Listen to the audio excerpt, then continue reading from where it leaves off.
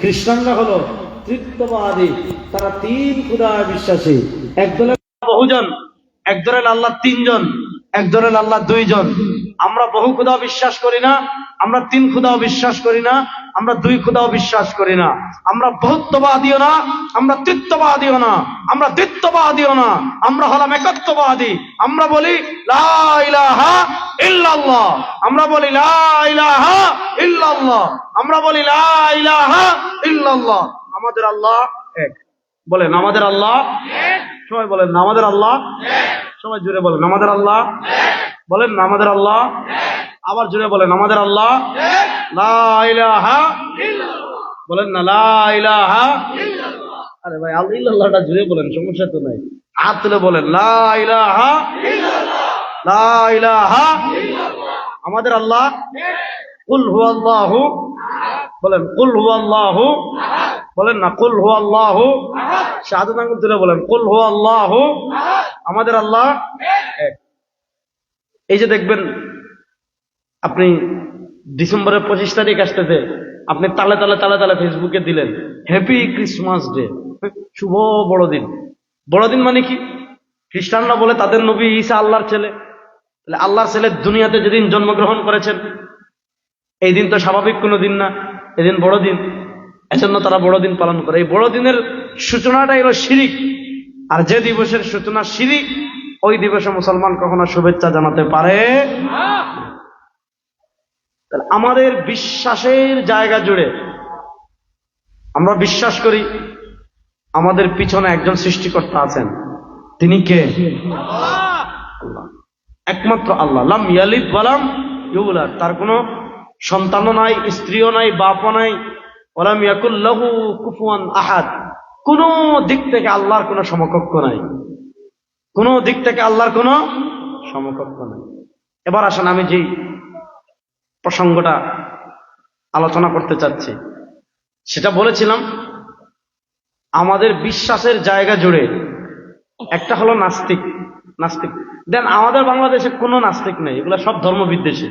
নাস্তিক মানে কি? যে কোনো ধর্ম মানে না, কোনো ধর্ম মানে না, সে নিধর্ম, কোনো ধর্ম মানে না। দেখেন ইসলামে কখনো জোরপূর্বক কাউকে ধর্ম মানানো, ধর্ম গ্রহণ করার কোনো বিধান নাই। লা ইকরাহা ফিদ্দিন। আমাদের দেশে দেখবেন লা ইকরাহা ফিদ্দিনের অপব্যাখ্যা করা হয়। মনে করেন একজনে আল্লাহরে গালি দিছে, হুজুররা প্রতিবাদ করছে, বললো হুজুর আপনারা ধর্ম নিয়ে বাড়াবাড়ি করেন, আল্লাহ বলেছেন লা ইকরাহা ফিদ্দিন।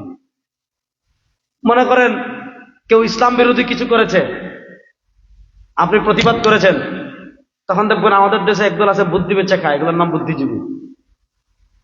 তো এরা টকশোতে বসে জ্ঞান দিবে যে হুজুররা ধর্ম নিয়ে বাড়াবাড়ি করেন, লা ইকরাহা ফিদ্দিন।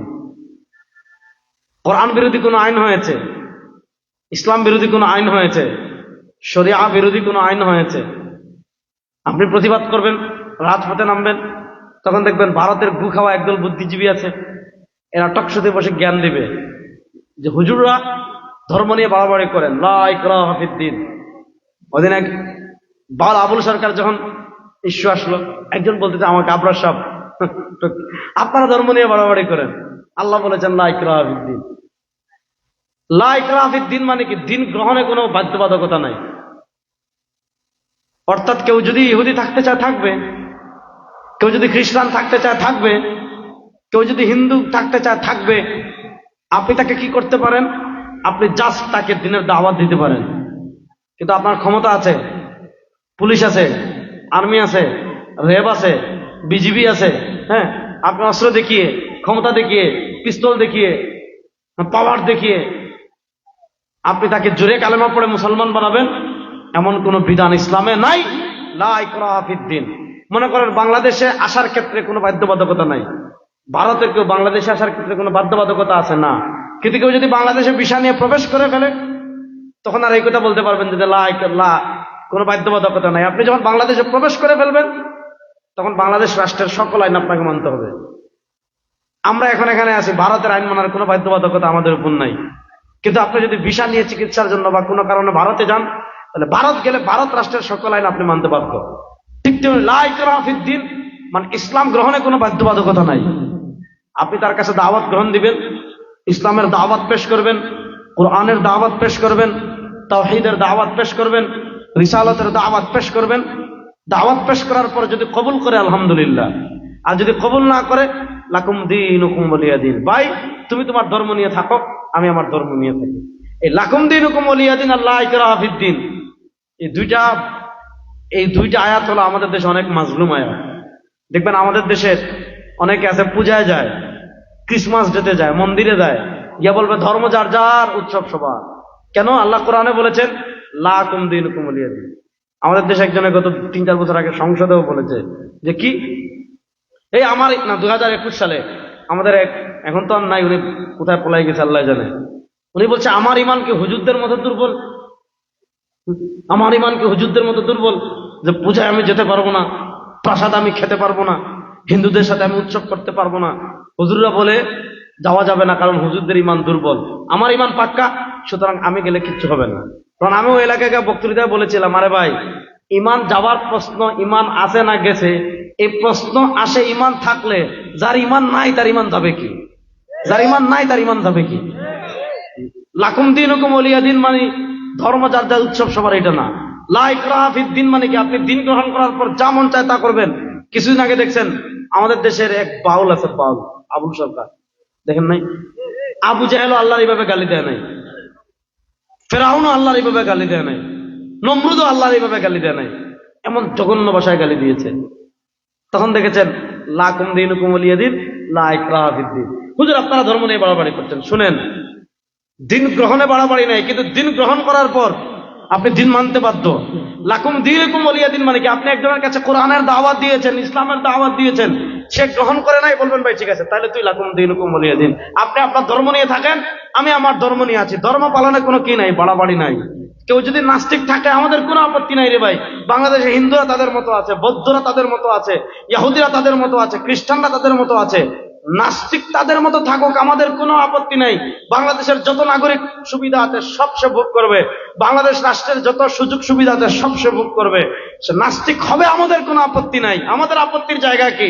নাস্তিক হয়ে আল্লাহকে গালি দিবে, নাস্তিক হয়ে নবীকে গালি দিবে, নাস্তিক হয়ে কোরআনকে গালি দিবে, নাস্তিক হয়ে ইসলাম অবমাননা করবে। আগুন আর পানি একসাথে থাকতে পারে না, বাঘ আর হরিণ একসাথে থাকতে পারে না, সাপ আর বেজি একসাথে থাকতে পারে না। বাংলাদেশে কেউ আমরা জীবিত থাকবো আল্লাহকে গালি দিয়ে সে থাকতে পারবে না।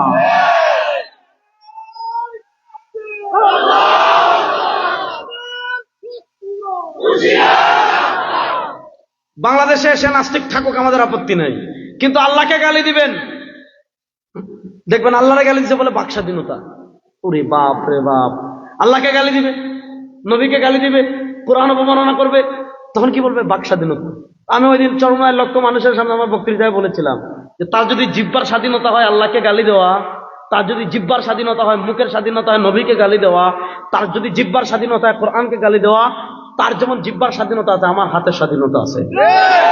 তার জিহ্বার স্বাধীনতা যদি হয় আল্লাহকে গালি দেওয়া, আমার হাতের স্বাধীনতা হলো যে জিহ্বা দিয়ে আল্লাহকে গালি দিয়েছে সেই জিহ্বা টান দিয়ে ছিঁড়ে ফেলা। বাংলাদেশে ইনশাআল্লাহ সুদাত সাহেব আছেন, আপনারা ইনশাআল্লাহ কমিটমেন্ট দিবেন যে আপনাদেরকে মানুষ যদি ক্ষমতায় নেয় বাংলাদেশের সংসদে আইন করতে হবে, বাংলাদেশে যারা আল্লাহকে গালি দিবে, নবীকে গালি দিবে, কোরআন অবমাননা করবে, তাদের মৃত্যুদণ্ডের আইন সংসদে পাশ করতে হবে।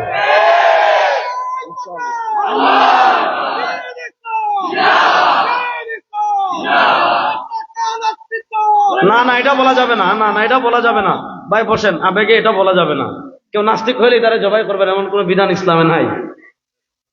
আর শুনেন, জবাই করার বিধান আপনার না। শুনেন, কেউ যদি অপরাধ করে তাকে শাস্তি দেওয়ার বিধান রাষ্ট্রের। বলেন, কেউ যদি অপরাধ করে তাকে শাস্তি দেওয়ার বিধান কে? এখন আপনি যদি শাস্তি দেওয়া শুরু করেন তাহলে রাষ্ট্র কেন, আইন শৃঙ্খলা বাহিনী কেন? হ্যাঁ, একটা মাসআলা আছে, কেউ যদি আবেগের বশবর্তী কোন সাতিমে রাসূলকে, কোরআন অবমাননাকারীকে, কোন তার ইমানি জজবায় কিছু করে ফেলে, তাহলে ইসলামের বিধান হলো রাষ্ট্র তাকে কোনো শাস্তি দিতে পারবে। বাংলাদেশ, শুনেন, আমি অনেক জায়গায় বলি আমার কথায়, আজকের পৃথিবীতে যারা সাম্প্রদায়িক সম্প্রীতি ফেরি করে বেড়ায়, আপনি দেখবেন বাংলাদেশে কোথাও যদি একটা ককটেল ফুটে, কোথাও ফুটে না। বাংলাদেশের কোনো মন্দিরে মুসলমানরা কখনো একটা ককটেল মারে নাই, মারবেও না ইনশাআল্লাহ। এবং আমি 5 আগস্টের পরেও আমার বক্তৃতায় বলেছি যে বাংলাদেশে মায়ের কোলে সন্তান যেমন নিরাপদ, বাংলাদেশের সংখ্যালঘু হিন্দু যারা মুসলমানদের কাছে তার চেয়ে বেশি নিরাপদ। দেখবেন আমাদের দেশে একটা ককটেল ফুটলে ভারত বিবৃতি দিবে যে আমাদের দেশের সংখ্যালঘুদের নিরাপত্তা বাংলাদেশ নিশ্চিত করতে হবে। প্রশ্ন হলো ভাই, আমাদের দেশের হিন্দুদের মন্দির পৃথিবীতে এরকম নজির নাই। যখন আমাদের মহামান্য আপা গেলেন, মহামান্য আপা যাওয়ার পর 3 দিন আমাদের দেশে গভর্নমেন্ট ছিল না, 3 দিন আমাদের দেশে গভর্নমেন্ট ছিল না। অর্থাৎ ডক্টর ইউনূস সাহেব শপথ নিলেন 8ই আগস্ট, আপা গেলেন 5 আগস্ট। এই যে 6, 7, 8 তারিখ রাত্রে ওনারা শপথ নিলেন। এটা পৃথিবীর একটা নজির। আপনি দেখেন যে একটা রাষ্ট্র 3 দিন কোনো গভর্নমেন্ট নাই, কোনো সরকার নাই, এবং কি পরিমাণ বিধ্বস্ত, মানে কি পরিমাণ অবস্থা দেশের হয়ে গিয়েছিল। ওই সময় আমাদের দেশের যারা সংখ্যালঘু আছে তাদের মন্দিরে কেউ আক্রমণ করে, তাদের ঘরবাড়িতে কেউ আক্রমণ করে, যাতে আমাদের দেশের সাম্প্রদায়িক দাঙ্গা কেউ তৈরি করতে না পারে। পৃথিবীবাসী নজির দেখেছে, বাংলাদেশের মুসলমানরা মন্দির পাহারা দিয়েছে। আপনারা দেন নাই পাহারা? আমি তো দিই নাই, আমাদের পক্ষ থেকে আমরা দেওয়াইছি। এবং আমাদেরকে 5 আগস্ট রাত্রে আপা চলে যাওয়ার পর সন্ধ্যার পরে আমাদের সাথে যোগাযোগ করা হয়েছে, শেখ আহমদুল্লাহ ভাই, আমরা সব যারা আছি, যে আপনারা এটা বিবৃতি দেন, যোগাযোগ শুরু করেন। আজকের রাত এবং আগামীকালকের রাত খুব গুরুত্বপূর্ণ। সারা দেশে আমরা মুহূর্তের ভিতর আমাদের জায়গা থেকে হেফাজতে ইসলাম, ইসলামী আন্দোলন, জমিয়ত, খেলাফত, যত সংগঠন আছে ইসলামপন্থীদের, সব সংগঠনের শীর্ষ নেতৃবৃন্দ মুহূর্তের ভিতর এই খবর দিয়ে দিয়েছেন, যার এলাকায় যত কি আছে, মন্দির আছে, সব তোমরা পাহারা দাও যাতে আঘাত করতে না পারে। তাহলে আপনারা দেখেন, আমরা আমাদের দেশে যখন গভর্নমেন্ট নাই তখন আমরা মন্দির পাহারা দিয়েছি। আর আমাদের দেশের সাথে 2টা রাষ্ট্রের ডাইরেক্ট সীমান্ত আছে। এটা হলো ভারত, যেখানে হিন্দু সংখ্যা গরিষ্ঠ, মুসলমান সংখ্যা কম। আর এটা হলো মিয়ানমার, যেখানে হলো বৌদ্ধরা সংখ্যা গরিষ্ঠ, মুসলমান সংখ্যা কম। সেখানে মুসলমানদের অবস্থা দেখেন, ওখানে মুসলমানদের অবস্থা দেখেন, আর এখানে হিন্দুদের অবস্থা দেখেন। আপনি ভারতে দেখেন, সাম্প্রদায়িক দাঙ্গা তৈরি করে গুজরাটে মুসলমানদেরকে খুন করা হয়েছে, কাশ্মীরে মুসলমানদেরকে যুগের পর যুগ হত্যা করা হচ্ছে, আসামে মুসলমানদেরকে খুন করা হয়েছে, দিল্লিতে মুসলমানদেরকে খুন করা হয়েছে, হায়দ্রাবাদে মুসলমানদের খুন করা হয়েছে। এই গুজরাটের কসাই নরেন্দ্র মোদী, তার হাতে হাজারো মুসলমানের রক্তের দাগ লেগে আছে। সুতরাং যারা নিজের দেশের সংখ্যালঘু মুসলমানদের নিরাপত্তা দিতে পারে না, তাদের থেকে সাম্প্রদায়িক সম্প্রীতির বয়ান আমাদের শিখতে হবে না। আমাদের দেশে মানবাধিকার পরিষদ নিয়ে আসে। আরে ভাই, তোমাদের মানবাধিকার গাজায় কোথায় থাকে?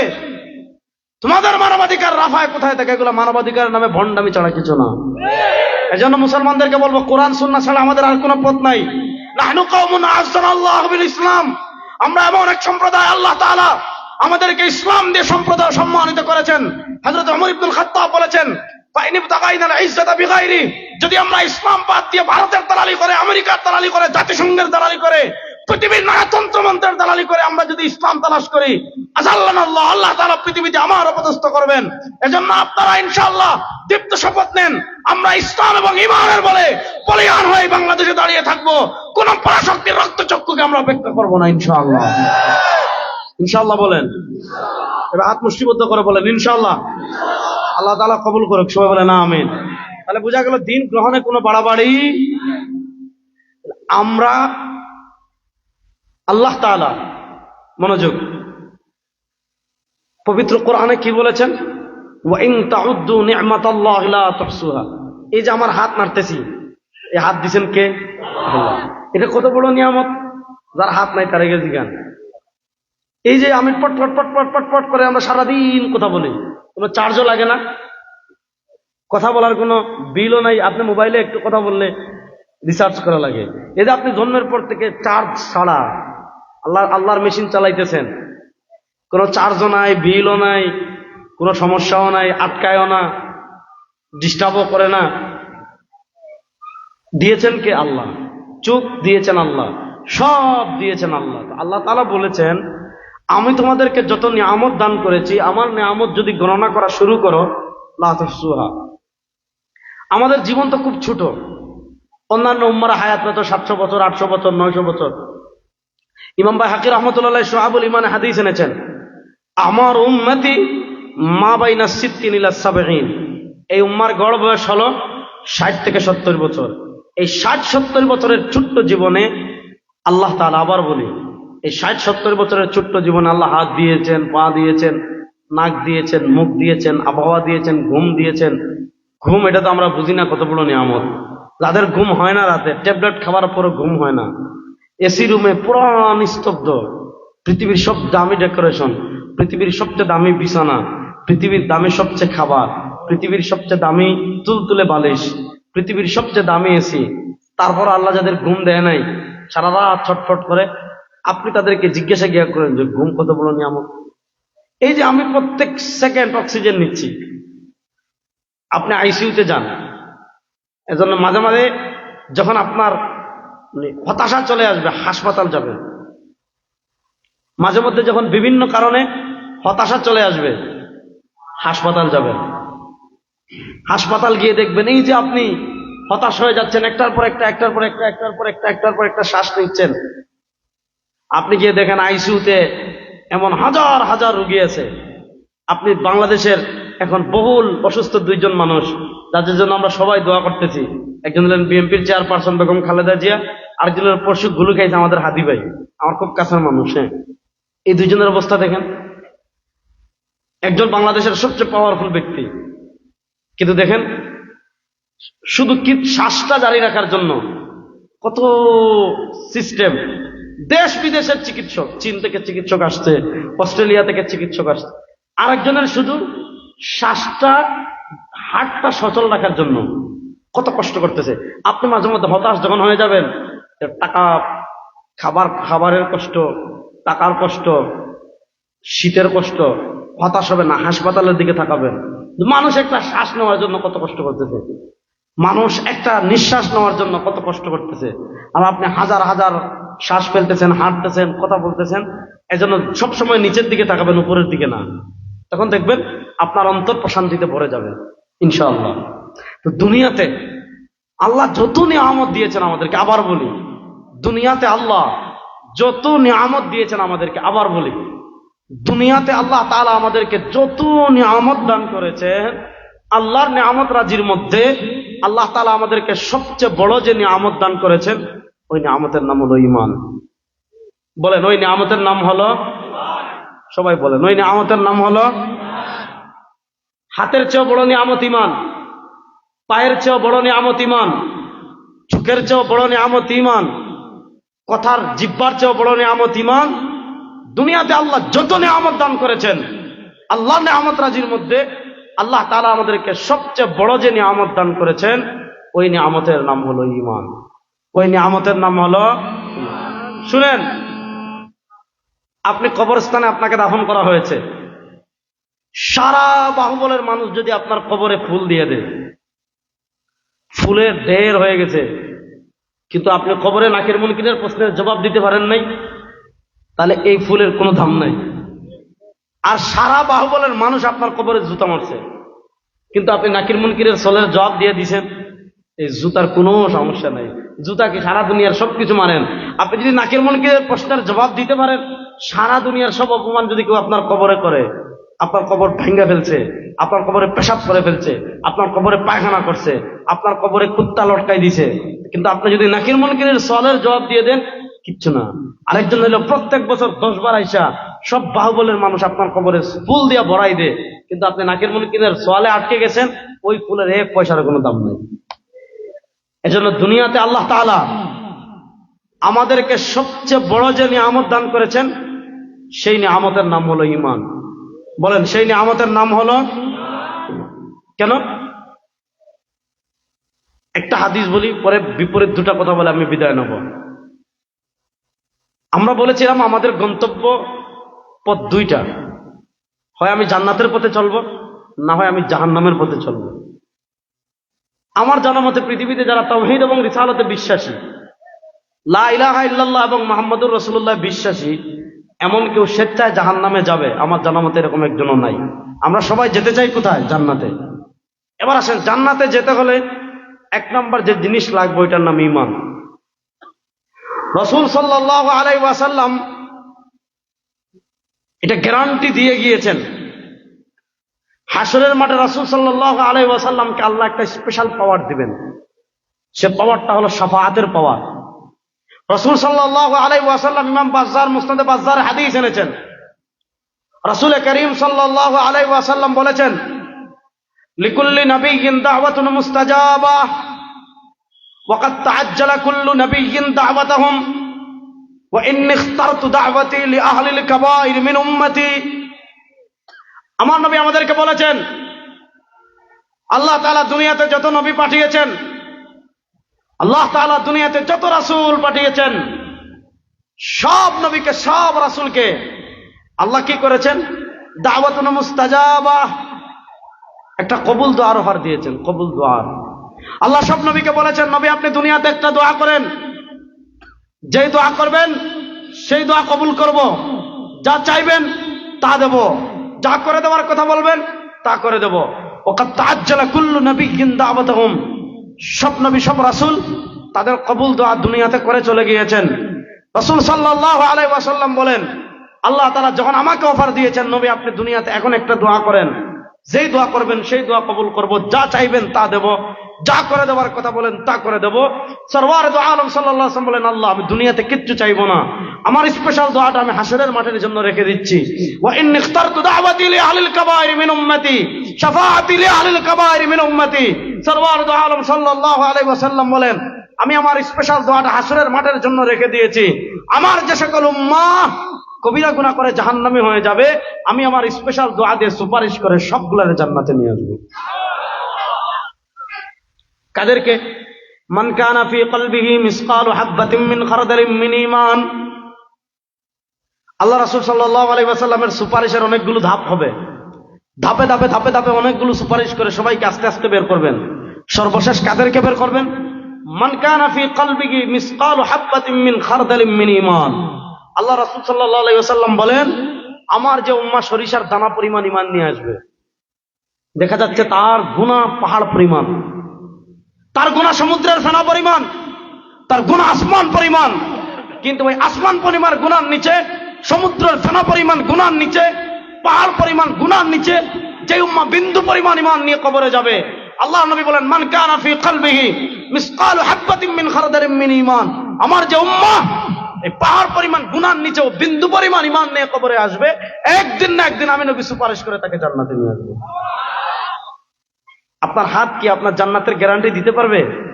আল্লাহ তাআলা যদি শুধু কিয়ামতের দিন জিজ্ঞাসা করে যে হাত দিয়ে ভিন্ন দলের কাকে কাকে ট্রোল করেছেন কমেন্টে, এই যে ফেসবুকে লাইক করেন, কমেন্ট করেন, শেয়ার করেন, আল্লাহ তাআলা যদি আমাদের এই যে জেনজি প্রজন্ম, এদের কাছে যদি আঙ্গুলের হিসাব যদি চান, যে আঙ্গুল দিয়ে কতটা ট্রোল করেছো, ভুল লাইক দিয়ে সাপোর্ট করেছো, কথাটা ভালো করে বুঝেন। আল্লাহ তাআলা যদি খালি বলেন যে তোর কিচ্ছু লাগবে না, তোর হাতের হিসাব দে, কজনে দিতে পারবো? চোখের হিসাব দে, কজনে দিতে পারবো? আমার হাত জান্নাতের গ্যারান্টি না, আমার পা জান্নাতের গ্যারান্টি না, আমার সম্পদ জান্নাতের গ্যারান্টি না, আমার স্ত্রী জান্নাতের গ্যারান্টি না, আমার পদবী জান্নাতের গ্যারান্টি না, কিন্তু আমি যদি বিন্দু পরিমাণ ঈমান নিয়ে কবরে যেতে পারি, আমার জান্নাত নিশ্চিত। আমি যদি বিন্দু পরিমাণ ঈমান নিয়ে কবরে যেতে পারি, একদিন না একদিন আমার জান্নাত নিশ্চিত। তাহলে বলেন, যেই জিনিস আমি বিন্দু পরিমাণ নিয়ে কবরে গেলে আমার জান্নাত নিশ্চিত, এই জিনিস থেকে দামি জিনিস দুনিয়াতে আর কিছু আছে? বলেন, এই জিনিস থেকে দামি জিনিস দুনিয়াতে আর কিছু আছে? তাহলে বলেন, দুনিয়াতে আল্লাহ তাআলা আমাদেরকে সবচেয়ে বড় যে সম্পদ দান করেছেন, ওই সম্পদের নাম বলেন, ওই সম্পদের নাম জুড়ে বলেন, ওই সম্পদের নাম। এবার একটা হাদিস শুনেন। আপনি দুনিয়াতে যখন চলেন, আচ্ছা আপনারা মনে করেন তো আপনাদের এই মসজিদে এক লোক নামাজে দাঁড়াইছে, নামাজে দাঁড়ানোর পর তার মোবাইল খালি বাজতেছে বাজতেছে, আল্লাহু আকবার বলে দাঁড়াইছে, আর ফোন আসা শুরু হয়েছে। একবার কাটে আবার আসে, আবার কাটে আবার আসে, আবার কাটে আবার আসে, পুরা এক রাকাত গেল। বেচারা মোবাইল বন্ধ করতে পারতেছে না, ফোন আসতেছে তো আসতেছে। এক রাকাতের রকম গেছে। দ্বিতীয় রাকাতের বৈঠকে গিয়ে, মনে করেন মাগরিবের নামাজ, দ্বিতীয় রাকাতের বৈঠকে গিয়ে বেচারা আর ধৈর্য ধরতে পারে নাই।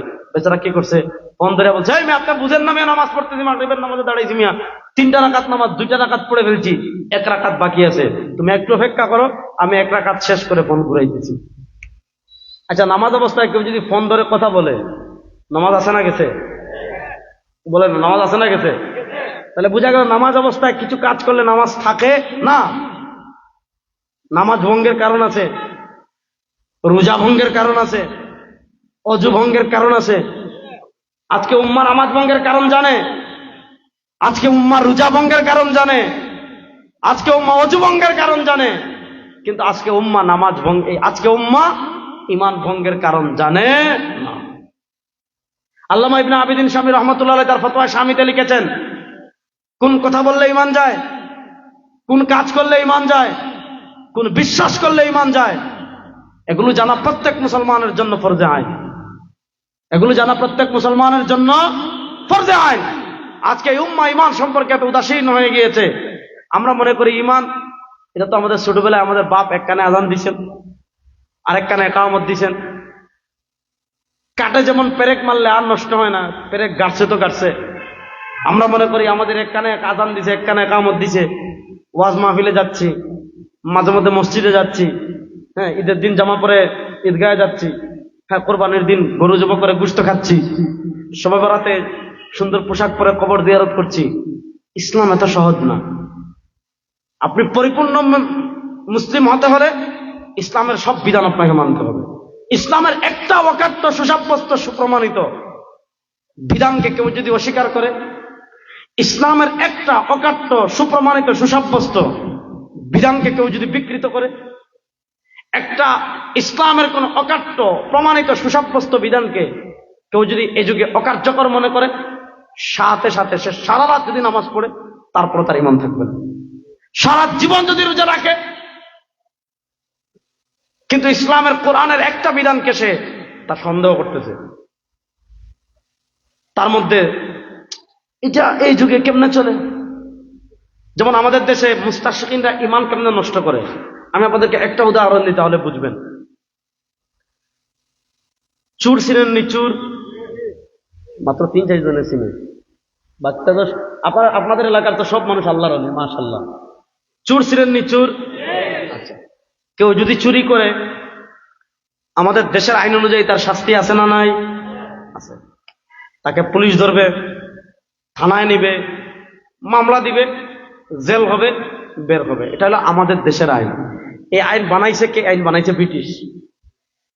আরেকটা হলো কোরআনের আইন। কোরআন কি বলে? আস-সারিকু ওয়াস-সারিকাতু ফাকতাউ আইদিয়াহুমা জাযাআম বিমা কাসাবা।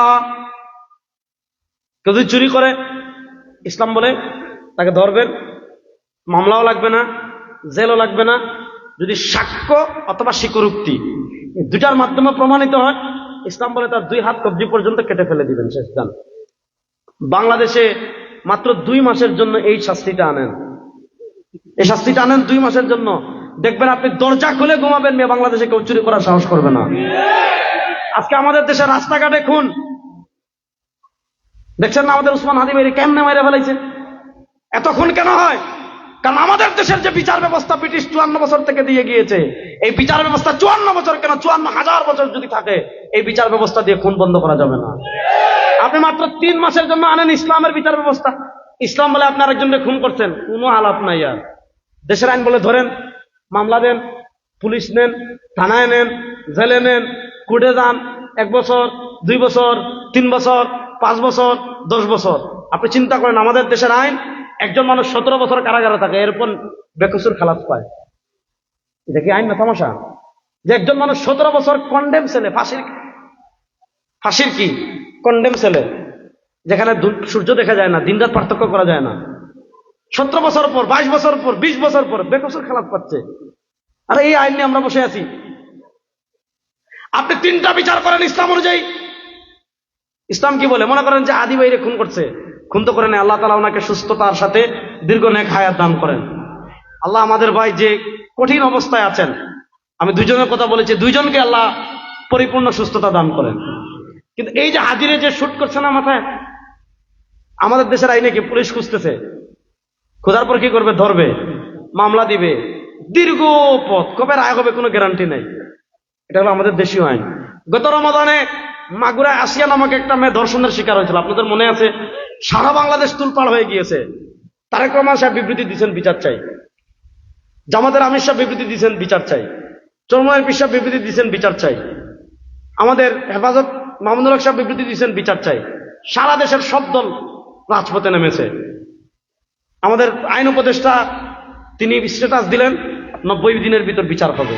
ভাই 9 মাস হয়ে গেছে, বিচার হয়েছে? ধরছে। কবে বিচার কার্যকর হবে কোনো গ্যারান্টি নাই। আর ইসলাম বলে দর্শন করছে, বিবাহিত আরেকজনের দর্শন করে ফেলছে, যদি সাক্ষী অথবা স্বীকারোক্তির মাধ্যমে প্রমাণ হয়, আর কোনো মামলাও নাই, জেলও নাই, কিচ্ছু নাই, বুক পর্যন্ত গর্ত করবেন।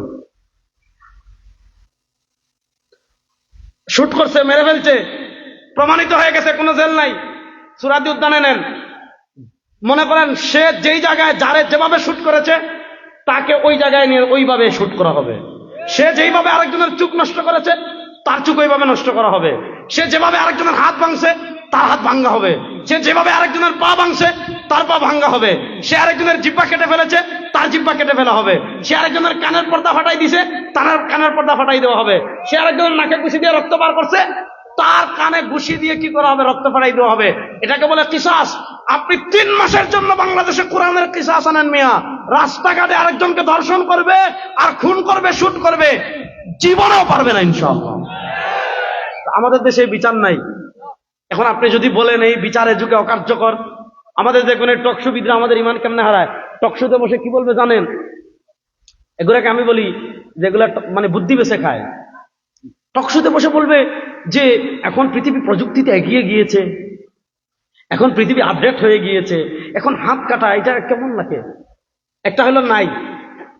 কিন্তু আপনি যদি বলেন এটা এ যুগে অকার্যকর, আপনি যদি বলেন এটা এ যুগে চলবে না, ইমান আছে না গেছে? গেছে। এজন্য শুনেন, আল্লাহ তাআলা ইমানের মতো দৌলত দান করেছেন।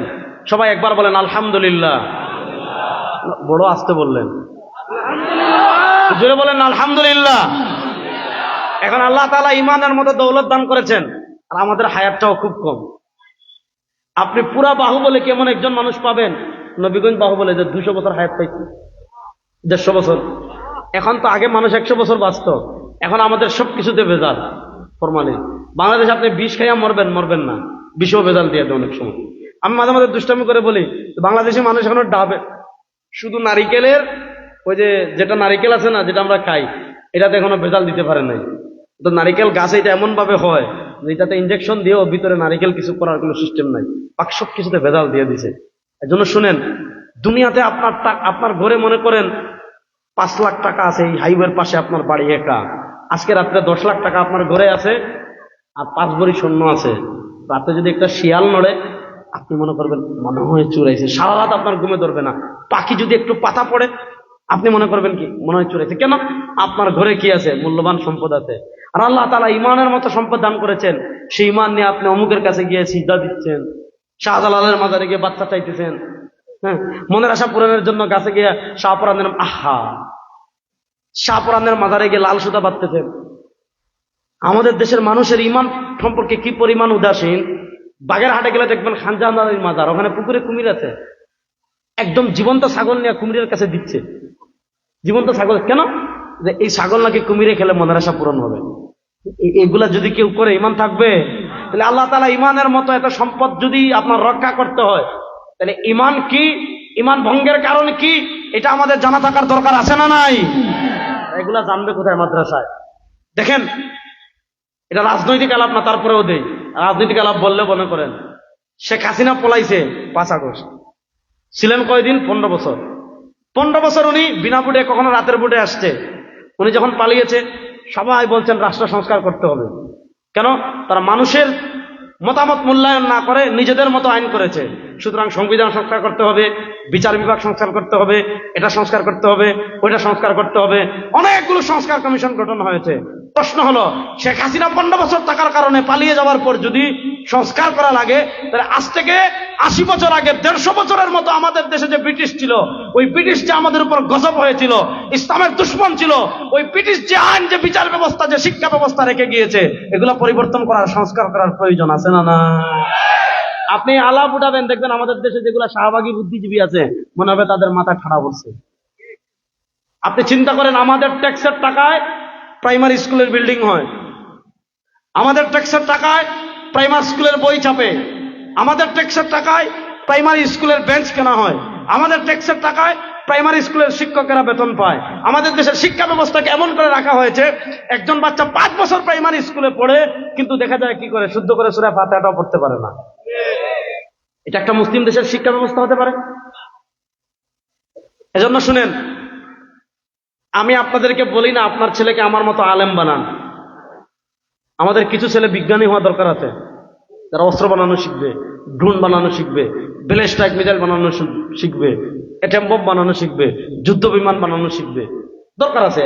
আমাদের ছেলে ইঞ্জিনিয়ার হবে, ডাক্তার হবে, বিজ্ঞানী হবে, সব ঠিক আছে, কিন্তু এগুলা হইতে গিয়ে ইসলাম সহ না, ইসলাম ছাড়া। এজন্য শুনেন, শেষ কথা বলি, ভালো করে বুঝেন। একটা রাষ্ট্রের ক্যান্টনমেন্ট যত শক্তিশালী হয়, রাষ্ট্রের মানচিত্র তত নিরাপদ। আর একটা রাষ্ট্রের ক্যান্টনমেন্ট যত দুর্বল, সেই রাষ্ট্রের মানচিত্র তত অনিরাপদ। এজন্য আমাদের বাংলাদেশের বাজেটের সবচেয়ে বড় খাত কোথায়? সামরিক খাত। বলবেন আমাদের দেশ তো 71-এর পরে তো কোনো যুদ্ধই হয় নাই। হ্যাঁ, হয় নাই। তাহলে সামরিক খাতে সবচেয়ে বড় ব্যয় কেন?